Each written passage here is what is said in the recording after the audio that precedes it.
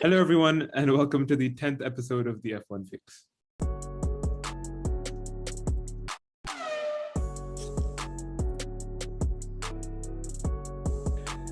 Hello, everyone. Welcome back to the F1 Fix. It's been a bit of it's been a few months since we last recorded, and you might not recognize who I'm here with today. It's a first appearance for Rohan today. He's a fellow F1 fan who has wanted to get onto the show for a while, and due to the fact that our other two hosts who normally are on here being in very difficult time zones, we decided to do a North America special, and we're gonna just belt out this episode before our doubleheader coming up in Austria. We had a couple of things that we wanted to talk about that we discussed before the episode started because we're a professional podcast, and we make sure that. First, can I say thanks for having me on? Oh yeah, you go ahead. Yeah, sorry. I mean, I don't have a huge intro or anything. I'm not quite famous or anything, but thanks for having me on. It's true, I've been wanting to get on for a while, I guess. So thank you for the accommodation. No worries. Okay, actually, a good segue for you talking is like I wanted to talk about Drive to Survive, right? So why don't you talk about how you got into F1? Yeah, so I got into F1 very much through Drive to Survive. Like I watched the first season, I think, before following the pandemic season. It was at 2020, right? 2020, yeah. Yeah, that was the first season I actually followed. So I've watched the Drive to Survive, I think season 1 or 2, season 1, whichever the first one came out. Yeah. And that's how I got introduced to it. Before that, like I had been to the Singapore GP once when I was like 9 or 10 or something, back when it was like Fernando Alonso, Sebastian Vettel, and like, the louder engines. Yeah, the people that are no longer around, and they're and also like the louder engines, because I remember like the louder engines, standing by it, watching the cars go by, my ears were like, I love that you said 2009, 2010, and Alonso and Vettel, the two people that are still around. Yeah, no, because I remember my mom was like such a big Fernando Alonso fan. I mean, I say that, but she doesn't like follow it religiously or anything like that. She just, when it comes around.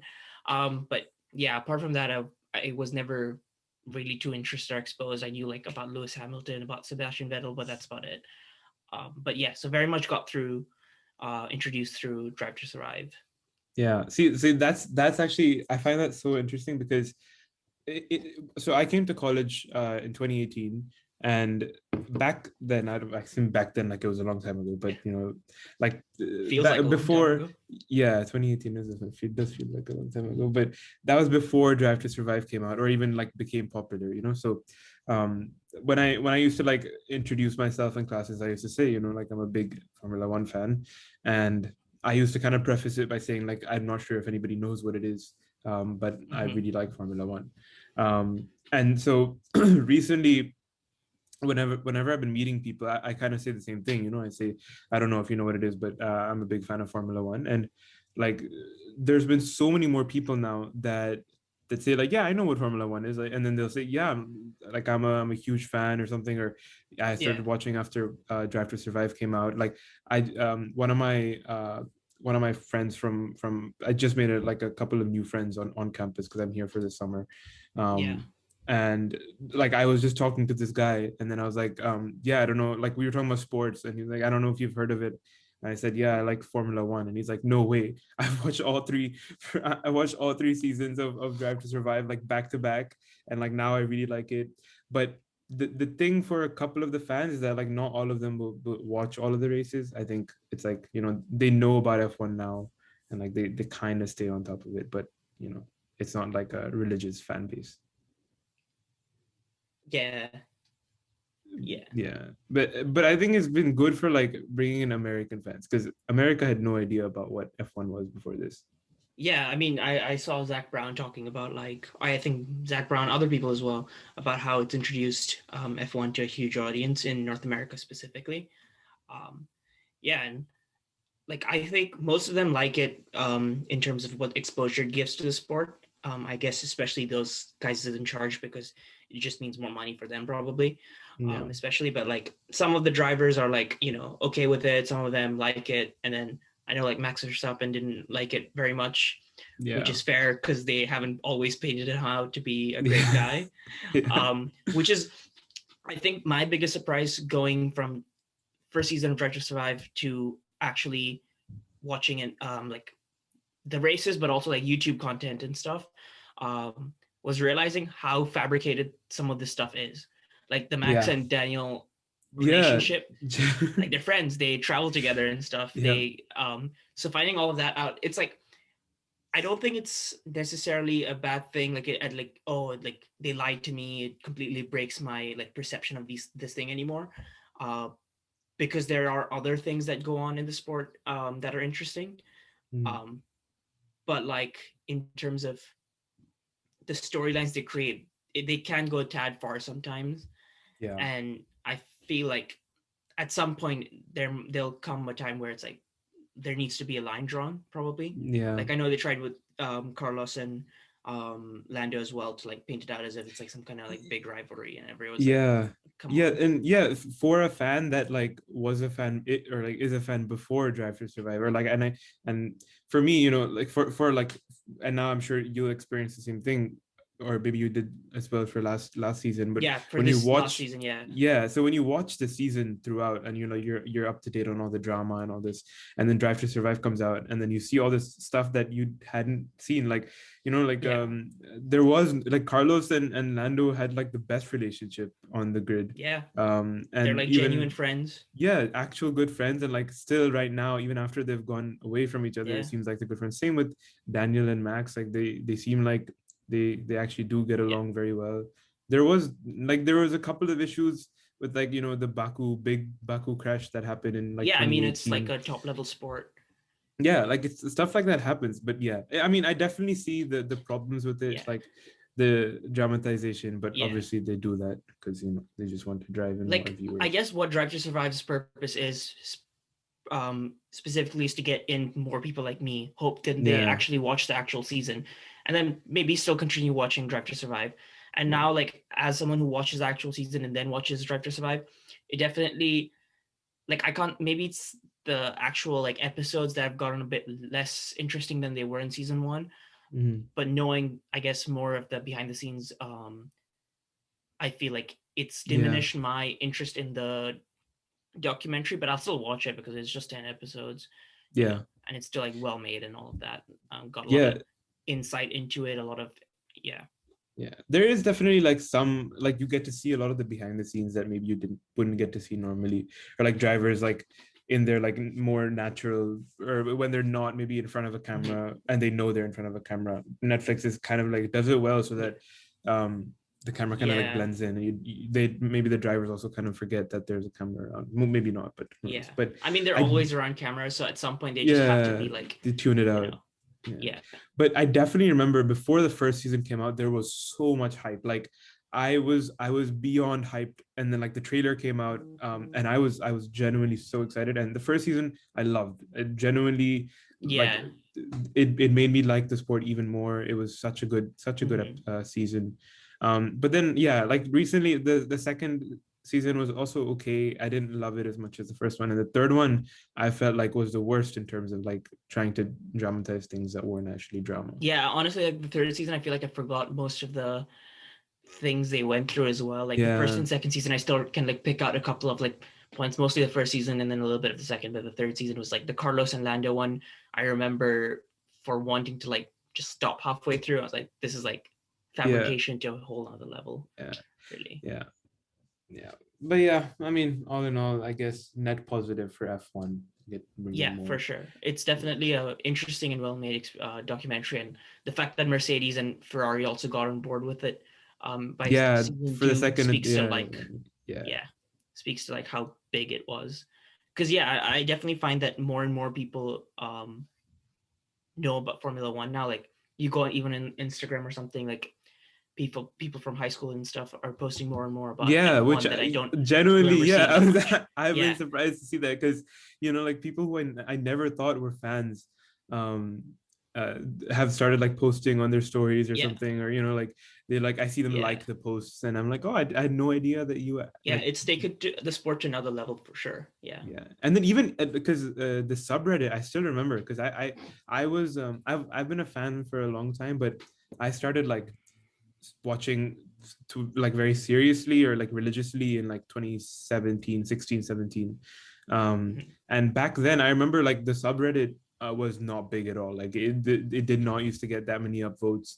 But like now the subreddit for F1 is massive. Like it's a properly big community. Yeah, like even I'm on that subreddit, Formula One subreddit, and the meme subreddit for Formula Dank. Yeah, that one is good. Because that one doesn't, the F1 one doesn't allow. Yeah. Okay. Well, anyways, enough about Drive to Survive.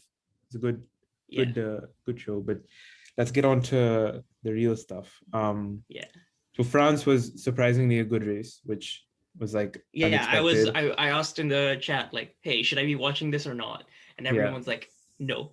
Yeah. I just slept in. I mean, to be fair, it's at 6 a.m. for me, most of the races right now.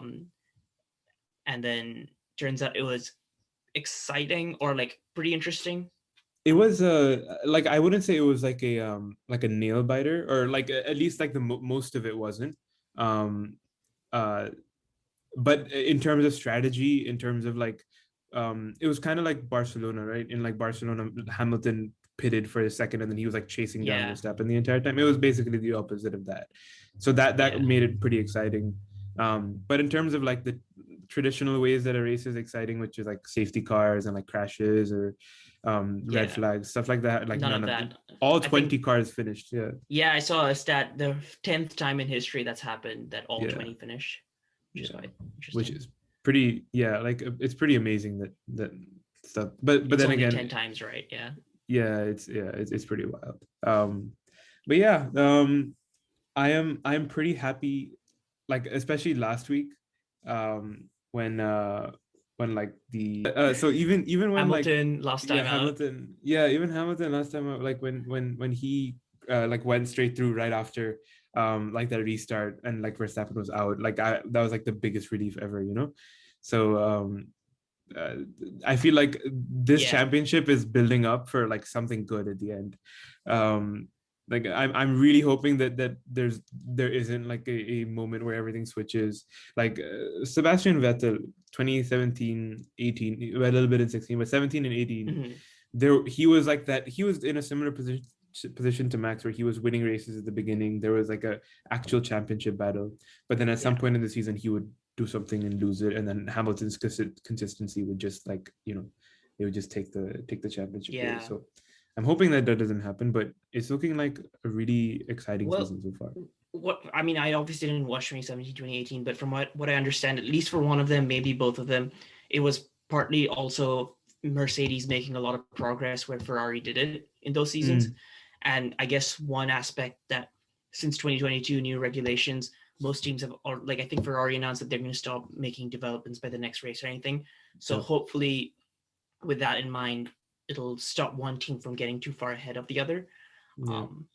But if anything, I'm worried that Verstappen will just like get away with it, to be honest, because it does seem like for some reason Mercedes are just not on their game, and Red Bull also have the better car. So you're margin, you don't want Verstappen to dominate. Is that what you're saying? No, I'm saying I think if anything, Verstappen will get like start dominating and start like getting a lot of wins, and Lewis always finish like second or third or something like that. Like that's my only fear. I'm not gonna lie, I'll be very happy with that. I'm gonna be I'm I just want a close battle. I don't care which one of the two comes out on top. I just want it to be close the entire time, like both of them fighting for it.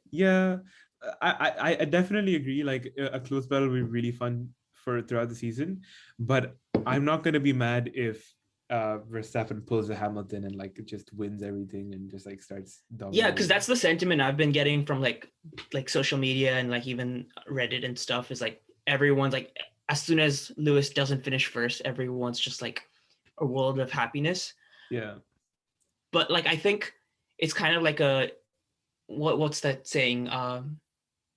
I don't know what the saying is, but basically it's like everyone's like wanting Verstappen to win so badly right now. But then in the next couple of years, it could be just him dominating. Apparently, he's that good. Yeah. And then someday people are going to look back like, ooh, yeah. Yeah. So I think people are right now, people are okay with it because he's like, it's like finally seeing something new, and in general, I think the opinions of people would be okay with or for right now. I think Verstappen dominating would be like a acceptable proposition for people, just because they've been watching Hamilton just prove the so last 7 easily. years. And like people get tired of that. I've gotten pretty tired of that. Like, Obviously, so it's nice to see somebody up there fighting him like so hard. Even before, like in 2016, when it was at least like Bottas that was fighting him really hard. That was also 2016 was Nico Rosberg, wasn't it? Sorry, what did I say? You said Bottas. Oh, I said Bottas. No, sorry, I meant no. Rosberg. He's never fought him. He's never fought him that well. First 3 races maybe, but then after that, he's done. Sorry, Rosberg. Yeah, speaking of Bottas, let's talk about Bottas, because he's right now. He's, I think, in the championship. He's behind Norris. I think he is. I think so. Yeah, 6th. Yeah, I think. Which is a little bit disappointing, and like okay, I agree that Mercedes kind of let him down a lot, but then also like he's in a championship winning car, or at least a championship competing car. He should not be in 6th. Like there's no excuse. I don't know. I feel like the last couple, like there was that one race where he was absolutely nowhere, and I think the same race as Lewis. Going finishing 15th or Baku. whatever. I think he was Baku, absolutely nowhere. Yeah. But apart from that, I think a lot of the races, whenever he was in a good spot, it was always some kind of Mercedes issue that let him down. He just seems to have, like, obviously I'm not saying like he would be in a better position, but he wouldn't be competing for the actual world championship, especially not this season with Max and Lewis both on top of it. But I feel like his lower position is more a reflection of how things are going with him and Mercedes than him as a driver. But like obviously I think even last season and sometimes this season there are like he doesn't show that he has like the top skills, which is kind of like, it's sad, but I definitely think he's on his way out after the season. Like there's no way to imagine him staying. There, like, for sure, especially considering Ocon has signed again with Alpine, and he's the only other possible option for like replacing Bottas. I think Russell's in that seat. Like he's basically signed it at this point. Plus his contract is finishing. I would think it's very, very unlikely. I mean, maybe the only reason is like 2022 Bottas has some more experience than him in a championship winning car, that maybe, but like still, if I had to bet, I'd bet on Russell taking his seat. For sure. But that, for me, that's an interesting question. Where does Bottas go? Because all of the top couple of teams have seem like they have like a lineup set for like a couple of years at least. Yeah. So the only places he could go are like Alfa Romeo if Kimi retires, maybe. Yeah, maybe. But still, the Ferrari Academy drivers. And still they have Ferrari. But like, I mean, I feel like they would want at least one experienced driver, and obviously Bottas being in the Mercedes car would be good for them. That's true. And Williams would be the other one. Williams, he would, because he used to race for Williams before. So going back to Williams, like him and George swapping basically, would be a very big blow. Like I think Bottas would retire before going back to Williams. I don't maybe, but I definitely want to say about Bottas, I respect his like the fact that he's going like historically, like last couple of seasons, he's been going up against like one of the greatest drivers of all time. And sure, he doesn't deliver like the championship winning fight, and everyone's like, this guy doesn't have it. Yeah. But he still like manages to find within himself to just keep going and not like just roll over. Really. He has a lot of tenacity. So I do respect that aspect of him, even if and he's not like some people like to think he's like a bad driver, which is obviously not the case. No, not at all. But yeah, definitely. Like I think easily Bottas would be world champion if Lewis wasn't driving that car. Like there's no doubt that with that level of machinery. Well, it would depend who is like opponent is, I guess. true. Like, Yeah. yeah, I mean, there are quite a few drivers like in the grid that I would, if they were in the other Mercedes car, Bottas would still lose to, I think. Yeah. I mean, that's always the biggest question. If everyone was an equal machinery, who would finish first and 20th? Yeah. We'll never know, but Yeah. yeah. Yeah. So yeah, it's still like I definitely see like why Mercedes like Bottas and why they picked him in the first place. Like he was really good in the Williams, and like he's been really good Yeah. in the the Mercedes. He's done the job he needed. They wanted him Yeah. to do. So But I feel like think the now they only don't thing, need him anymore in that job. yeah, like the whole Toto Wolff blaming Bottas for not stopping on the like lines or whatever. Yeah. Um, that one was quite odd for me Yeah. because it was very clearly a Mercedes error. Yeah. Yeah. Yeah. Like they have this, they're supposed to have this like really good culture No of like blame culture, not right? blaming. Yeah. Yeah. And I was very Yeah. surprised to see like maybe it's like they've changed from a no blame culture to like everyone has a little bit of a blame or something. But like Yeah. it doesn't make sense. Like why even go there? You know, who does it help to like Yeah, it point doesn't help fingers at anyone. Like even if it was true, which it isn't, yeah. just keep it internal. Yeah. Yeah. Which is yeah. But Um, yeah, I think the writing's yeah, on the wall for Bottas. exactly. He's on his way out. Yeah. Yeah. And speaking of second drivers, Perez has been doing pretty well. Like he genuinely like very happy to see. Yeah. Like I saw this. I Sergio saw this. Patel. I'm happy for Sergio Patel. Yes. Uh, I've I read this comment on Twitter or something, and it was like I think Sergio doesn't have haters. Like there's very few people who hate Sergio Perez. There's like who's gonna hate that guy? Yeah, I mean, it's kind of like, to be fair, like I feel like having haters and all of this stuff is, it's kind of like a, when you're the underdog, you don't have haters because you haven't ever been on the top. Everyone wants to see you get there. Then once you have not been on the top, it's like, okay, well now there's a new underdog that we want to root for.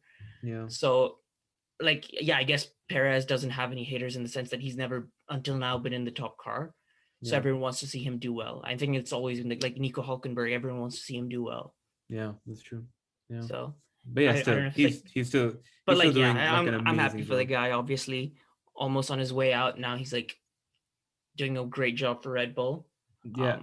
Definitely revived his career. Like it's like there's he seems like he's in his prime right now, and like he's I think a lot of people, and including me, are very happy, especially also because Red Bull can finally like on the World Constructor Championship as well. Like that's a close thing over there as well. Yeah, they're So they're like great. they're leading with a pretty hefty margin now as well. So you know, it's not just like Verstappen trying to put in all the points and then competing against two cars anymore. Yeah, it definitely like changes everything up, and ultimately was a good move for Red Bull. I don't know why they took so long to even decide it, to be honest. Yeah. Yeah, I just don't know. Like, how does Albon come back into this now? That was gonna be my next thing, and I genuinely don't think that there's a spot for him anymore. I think that it's high. Like Red Bull has brought back younger drivers before. Like Kvyat came back to Toro, so but usually Red Bull doesn't bring back like mistakes, you know, like they have too big of an ego to bring back people that they thought was right. And I mean, I feel like obviously he's there this season. Perez is maybe there 2022, but like he is quite old, isn't he? Or Perez is he's getting older. I think it's his mid-30s, but I definitely see Perez being part of the team for at least 2022, if not 2023. I hope he's there at least until 2023. Yeah. He like having that chance for at least 3 good seasons seems like solid. Yeah, and then after that they can like I think the problem that also another big problem that Red Bull has is that they don't have like an up and coming superstar, and apart from like there's like Yuri Vips who's in like F2 or F3 right now, and he's supposed to be like the next really good driver. Like Yuki, we can talk about Yuki as well, because like he was supposed to be like, you know, the driver that's like showed real speed in F2 and was supposed to come into AlphaTauri and show that like he's fast, but I mean, I guess Red Bull do have one in Pierre Gasly, but like apparently he's burned too many bridges there. I don't think that they would replace Perez with Gasly, considering the circumstances. I think that if they didn't have an option, if like it was Albon again, they didn't have an option with anybody else, and like Albon was not performing at all, then maybe it was like a dire circumstance. Then they bring in Gasly, which is crazy considering how well he's done last season and doing what this season. Genuinely, like, consistently fighting in the top 10 alone with his AlphaTauri. Yeah, it's crazy. I love it. Yeah, he's like constantly getting into Q3. He's like, he's a race winner, and what a driver. I love that guy. He's there he seems like a great guy as well. Yeah. Genuinely, he seems like a really nice person. There was a time I wasn't the biggest fan of Gasly, and because that was like when he came into Red Bull and he was just not performing well, and like I was one of those people that was like, he doesn't belong in the Red Bull yet. Like he needs a few more years. Which, to be fair, was true probably. He did need a few more years. They constantly promote young drivers too early to then get demolished by Max. So and then you can see how like giving Gasly a few years extra has helped him so much. It's just Red Bull is too impatient. I think it's mostly the Dr. Marco. Helmut Marco. Helmut Marco. Who's a little bit, he jumps the gun a little bit, and I think his ego. What's his role in the team, to be honest? Like, I don't really get it. He's not like this. He doesn't. I don't think I don't know if his title is actually that relevant, but essentially what he does is like he takes care of the young driver program, and then he also is like makes the big decisions involving like the driver lineup. It's just him and Horner basically that decide all of the decisions. That's I don't know when his time at Red Bull is going to be over, but him and Horner have had so much success before. I'm sure that's going to keep going on for a while, because he was like the main guy that picked Yuki. up I mean, for me, looking like at him, obviously there's like a lot of hype coming in, and then the first race he did well, but then since then he's kind of not really done anything.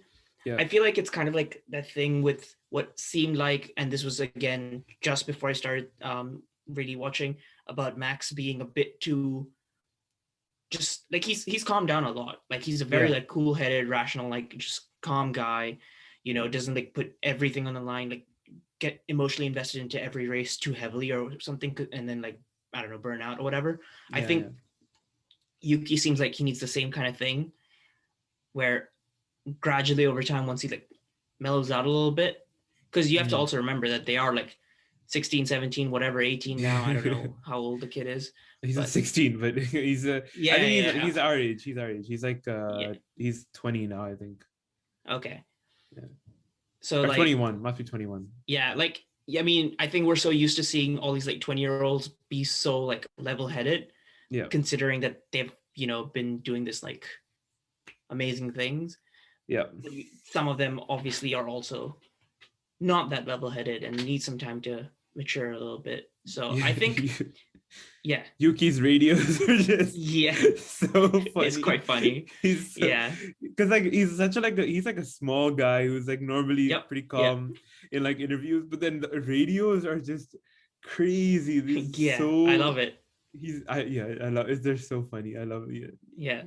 I don't know how he gets out of the car and like changes completely as a person, but he's a funny guy. I think just that adrenaline, like rushing out, he's like, maybe I didn't need to yell like that. In that call.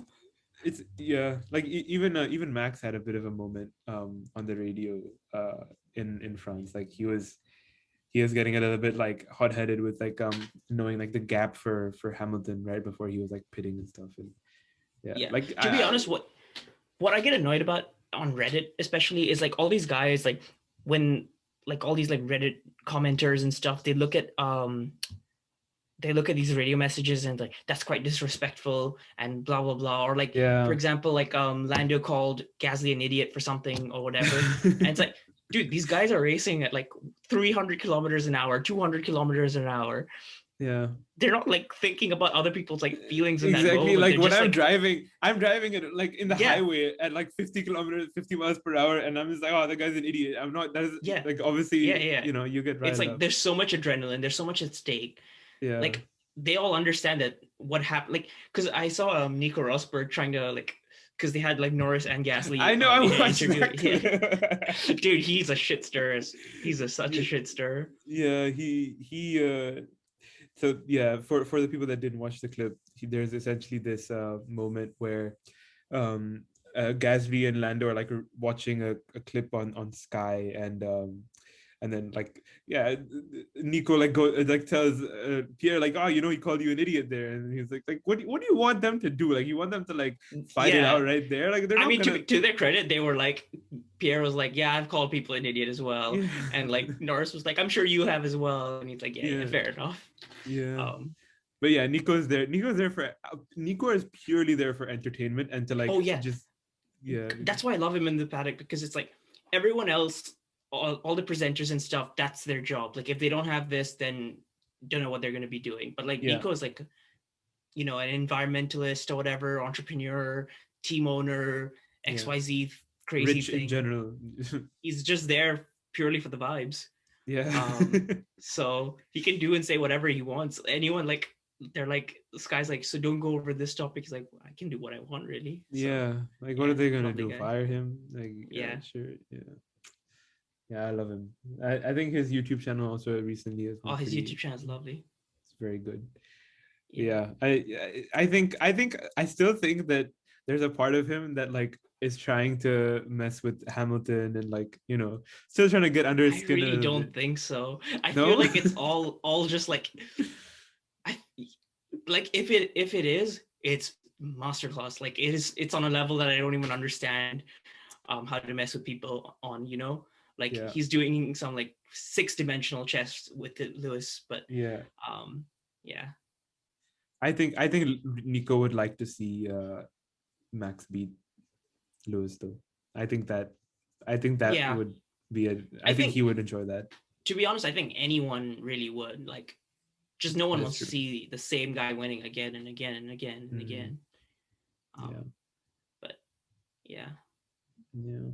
Well, I'm very excited for the next two races. Austria is always like a good Yeah, race for like Austria. I think overtaking and Austria stuff. probably is the first race I watched, because Austria 2020 was the first Because race that to be was back. that was the first race of And the that was a season. great race. Yeah, that's the was that the one which Albon got? Like half No, of it like didn't finish. yeah. It was that weekend that Albon got hit by Hamilton, or was that the Styrian one? I think it was, Um, no, it might have been the Styrian Grand Prix, the week after that. no, I think it was that one, because then Norris had that one last like flying lap, or Oh not right, flying yeah, lap, yeah, but yeah, like yeah, yeah, yeah. lap to Yeah, do you're right. because Yeah, of Lewis's penalty. yeah, So yeah, that was an exciting race for yeah. That sure.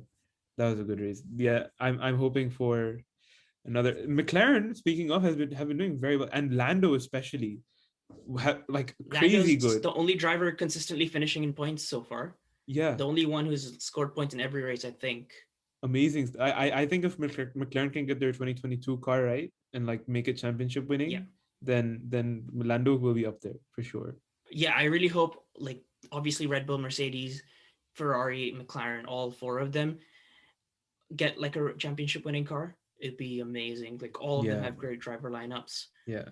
And then yeah. It is a little bit disappointing to see Danny Rick struggle though. Like, it's just Yeah. And it makes it equally as impressive to see Carlos doing so well in Ferrari, like from the get-go, yeah, already like a great like driver for Ferrari. yeah, yeah. Carlos is like, Yeah. you can tell how good he is. And I think overall this season shows how much drivers improve over time. Because like, if you look at Mhm. all of these people, like Lando, his first year, he was not that good. Like, he was up against, was he against Alonso his first season? No, I he think wasn't. so, I think, Alonso. was he? Oh no. Who was in, I think it might have been Carlos's first season. He joined 2018. No, I feel like it was someone else, and then Carlos joined the season after that. Yeah, maybe, yeah, actually, maybe you're right. Yeah. Who was there? Was it Alonso? I'm not, But whatever. whoever it Yeah, was. like, you can tell, like, Lando was, obviously he was 19 when he joined, like, Yeah. very young. Definitely was not as consistent as he is now, and it shows how much he's grown. Same with Yeah. Carlos. Carlos was in the Toro Rosso was not very good. Like obviously they kicked him out. He was in the Renault. They kicked him out of But Renault. I heard that he was like, from what I understand, he was pretty good in Toro Rosso, and he was like the only one who like consistently like went up against Max Yeah, apart from Daniel. he was okay, but they were just like Max was on fire then, and he had to go up against Yeah. Max. So obviously Max just like outshone him. Yeah. Yeah, like they were like, Max is the future. We don't need both, so Yeah. he had to like leave, which was good Basically. for him. Yeah. But from what I understand, he was like better against Max than Albon was, Gasly was, Kvyat was, any of them. I don't know if Kvyat went up against Max, but Kvyat swapped with Max, so because he was in Red Bull and then he got swapped with. So I don't think they were teammates directly, but yeah. Carlos has been doing so well. Charles also like has been he was just been really Charles. good for the Charles has been I love Charles. Yeah, it's consistently like he qualified. No, he didn't qualify. It's Carlos that qualified well, but like pole in Monaco and like he's been doing so well. Pole in Monaco, and then was it pole in the race after that as well, or something like that, or no? Or a great result anyway. It was a good result. Who came pole? I think Baku, right? Baku. Who was pole in Baku? I think it could be him, to be honest. I don't remember, but yeah, whatever it was, like he's been doing very well. Yeah. Who else is there? Sergio, obviously. I think Lance has been stepping up the game a lot as well. Really, Lance, he's always been a little bit under the radar, but he qualified. He had some problem in qualifying. And he started 18th and finished 10th. I think he's been doing pretty decently recently. Yeah, I mean, like there was obviously the time he got pole in the rain last season, which was great. Yeah. And obviously he is underrated, simply because no one really rates him. But like this season so far, he's been like whatever, really, like doing okay when Seb was getting up to speed, and then since then Seb's been kind of ahead of him. Really. Seb's been doing pretty amazing, which is obviously great to see for everyone. Yeah. And then obviously Pierre, we've mentioned already, has been doing so well. Giovinazzi, decent as well. Giovinazzi also, I think, going under the radar for everyone with his results. Because these guys don't get into the points, like you could never tell that they're doing so well. But I think Giovinazzi is also a little bit underrated. I don't think he's like Ferrari material, but he's definitely like decent midfield driver, and you're like getting better every season, really. And deserves his F1 seat. So he's around for a while. I'm excited for this doubleheader, and I'm excited for the rest of the season as well. What's the one after Austria? I actually don't know. Why don't I check right now? It should be Italy. UK. With Silverstone. Oh, Silverstone. So that's the one with the sprint qualifying first time, right?